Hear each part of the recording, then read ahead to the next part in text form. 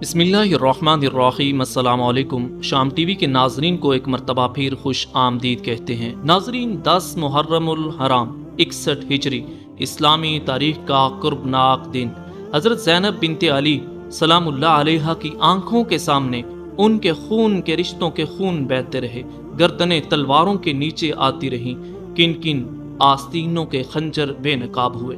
سیدہ زینب رضی اللہ عنہا نے جس صبر کا مظاہرہ کیا، تاریخ اس کی مثال پیش کرنے سے قاصر ہے۔ ناظرین، ان کی آنکھوں کے سامنے جو کچھ ہو رہا تھا، نگاہوں کے سامنے تھا جو کچھ ہونے جا رہا تھا، اور اس کا نقشہ سیدہ دیکھ رہی تھی، تو امام حسین علیہ السلام کو لے کر آپ نے کچھ اشعار کہے کہ اے کاش آج کا دن دیکھنے کے لیے میں زندہ نہ ہوتی، میرے نانا، میری ماں، میرے باپ، میرے بھائی حسن آج ہمیں چھوڑ کر جا چکے ہیں۔ اے بھائی، اے امام حسین علیہ السلام، اللہ کے بعد آپ ہمارا سہارا ہیں، آپ کے بنا ہم کیسے زندہ رہ سکیں گے۔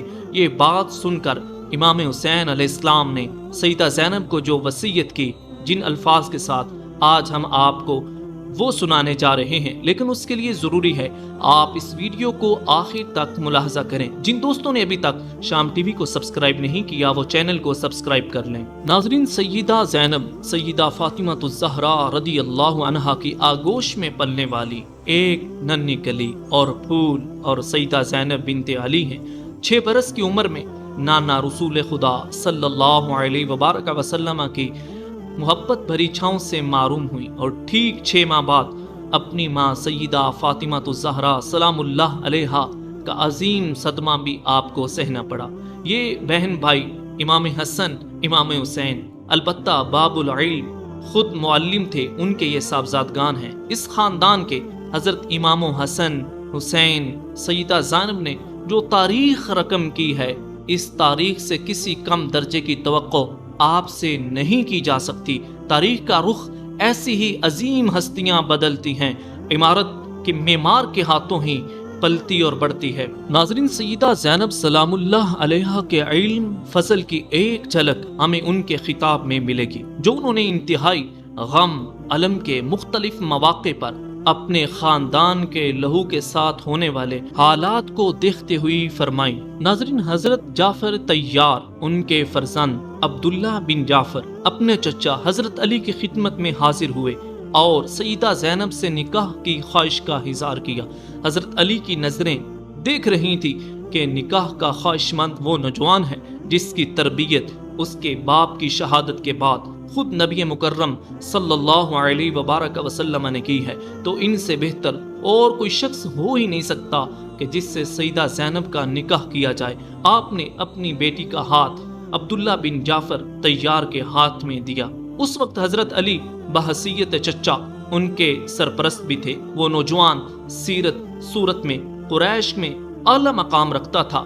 اپنے اعلیٰ اخلاق کردار کے باعث نکاح کی تاریخ مقرر ہوئی۔ یہ سیدنا عمر فاروق کا مبارک دور خلافت تھا۔ اس وقت سیدہ زینب کی عمر 12 یا 13 برس تھی۔ سادگی سے نکاح کے بعد خاندان کی خواتین انہیں عبداللہ بن جعفر کے گھر چھوڑ کر آئیں۔ ناظرین، اگرچہ عبداللہ بن جعفر کے گھر میں لونڈیاں اور خادم تھے، لیکن سیدہ زینب سلام اللہ علیہا شوہر کی خدمت کو اعزاز سمجھتے ہوئے ان کے کام اپنے ہاتھوں سے کیا کرتی اور اس میں خوشی محسوس کرتی۔ حضرت عبداللہ کی یہ شہادت رہتی دنیا تک تاریخ کی کتابوں میں ذکر کی جاتی رہے گی، جو آپ نے سیدہ زینب سلام اللہ علیہا کے کردار کی گواہی کے طور پر دی کہ سیدہ زینب گھر والیوں میں سے بہترین گھر والی تھیں۔ ناظرین، سیدہ سلام اللہ علیہا اور آپ کے شوہر کی جود و سخا کا ایک عالم یہ تھا، ناممکن تھا کوئی سائل ان کے در پر آئے اور خالی ہاتھ چلا جائے۔ کتنے ضرورت مند گھرانوں کا وہ سہارا تھے۔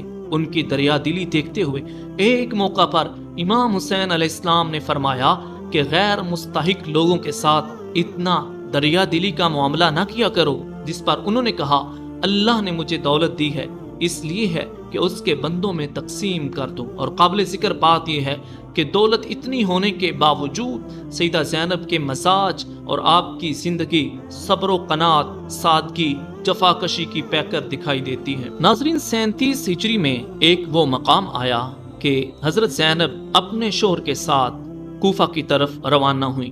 یہ وہ مبارک دور تھا کہ جو حضرت علی رضی اللہ تعالیٰ عنہ کا دور خلافت تھا، آپ نے چونکہ کوفہ کو اپنے لیے جائے مقام بنایا تو سیدہ زینب سلام اللہ علیہا درس و تدریس، واعظ و نصیحت میں مشغول ہو گئیں، اور خواتین کے لیے آپ مرجع خلائق قرار پائیں۔ خواتین قرآن و حدیث، فقہ، سیر و تاریخ سیکھنے آپ کے پاس آتی تو آپ انہیں علم سے سیراب فرما دیتی تھی۔ ان کے علم و فضل کی شہرت دور دور تک پھیل چکی تھی۔ لیکن سیدہ زینب سلام اللہ علیہا کی آزمائش کا وقت اس وقت شروع ہوا جب 17 رمضان المبارک 40 ہجری میں مسجد کوفہ میں سجدہ ریز حضرت علی رضی اللہ تعالیٰ عنہ کو دشمن دین عبد الرحمن بن ملجم نے قاتلانہ حملے میں شہید کر دیا۔ سیدہ زینب اس غم سے نڈھال تھیں، لیکن وہ اس بات سے آگاہ نہیں تھی کہ ابھی تو آزمائش کا وقت شروع ہو رہا ہے، ابھی کربلا ہونا باقی ہے۔ ناظرین، 60 ہجری میں جب اہل کوفہ امام حسین علیہ السلام کو بار بار خط لکھ رہے تھے اور بار بار کوفہ آنے کی دعوت دے رہے تھے، تو امام حسین علیہ السلام اپنے نانا کے دین کو بچانے کے لیے جب کوفہ کے لیے رخت سفر باندھا تو سیدہ زینب بے تاب ہو گئیں اور دیکھا کہ امام حسین اکیلے جا رہے ہیں تو آپ نے اپنے دونوں بیٹوں کو بھی اپنے ساتھ شامل کیا۔ اگرچہ ان کے شوہر اس وقت کسی وجہ سے آپ کے ساتھ شریک نہ ہو سکے، لیکن آپ اپنے بھائی کے ساتھ کربلا کے اس ریگزار پر پہنچ گئیں۔ لیکن جب سیدہ زینب نے امام حسین علیہ السلام کو 10 محرم کی صبح دیکھا تو آپ نے کہا، اے کاش آج کا دن دیکھنے کے لیے میں زندہ نہ ہوتی، میرے نانا، میرے ماں باپ، بھائی حسن بھی مجھے چھوڑ کر جا چکے ہیں۔ اے امام حسین، اللہ کے بعد آپ ہمارا سہارا ہیں، آپ کے بنا ہم کیسے زندہ رہیں گے؟ جب اپنی بہن کے اس کلام کو سنا تو امام حسین علیہ السلام نے ایک وصیت سیدہ زینب کو فرمائی جو قیامت تک چمکتی دمکتی رہے گی۔ ناظرین، امام حسین علیہ السلام نے جب سیدہ زینب کی اس خواہش کا اظہار دیکھا کہ بہن کی زندگی بھی بھائی کو مل جائے، بھائی کے بجائے تلوار کی زد میں بہن آ جائے، کیسے دردناک ہوں گے وہ مناظر، کیسی قیامت خیز گھڑیاں ہوں گی جب سیدہ زینب کے آنسوؤں کے سامنے جنتی جوانوں کے سردار امام حسین علیہ السلام اپنے آنسو نہ روک سکے اور فرمایا، اے بہن صبر کرو، خدا سے تسکین حاصل کرو، خدا کی ذات کے سوا ساری کائنات کے لیے فنا ہے، ہمارے لیے ہمارے نانا کی ذات اقدس بہترین مثال ہے، تم انہی کے اسوہ حسنہ کی پیروی کرنا۔ اے میری بہن، میں تمہیں قسم دیتا ہوں اگر میں راہ حق میں شہید کیا جاؤں تو میرے غم میں بین نہ کرنا۔ اور ناظرین، سیدہ زینب نے اپنے بھائی امام حسین علیہ السلام کی اس وصیت پر پوری طرح عمل کیا۔ جب 10 محرم الحرام کو 400 ان کے پیارے شہید کیے جا چکے تھے، انہوں نے بھائی کی اس وصیت کی لاج رکھی اور عزم و حوصلہ کی پیکر بن کر رہیں۔ اور پھر اس سے بڑھ کر مثال یہ ہے کہ ابن زیاد کے دربار میں اور یزید کے دربار میں آپ نے جو خطبہ دیا اور واضح الفاظ میں کہا کہ اگر تم لوگ بھی جنت میں کل چلے جاؤ گے تو پھر اس کائنات میں اور کوئی شخص جہنم کے قابل ہی نہیں ہے۔